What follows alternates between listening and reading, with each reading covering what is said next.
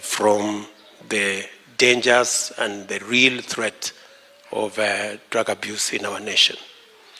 So again, to all of you who are parents, let's all work together towards making sure that we are responsible for our children and we are responsible for our nation. Sitaki kusema kuzidi hapo, nimefurahi sana na watakia Pasaka njema wakati huu na Niko Area. So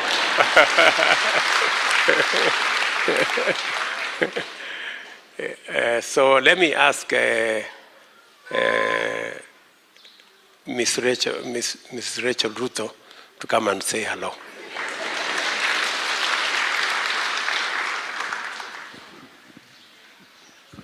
Thank you.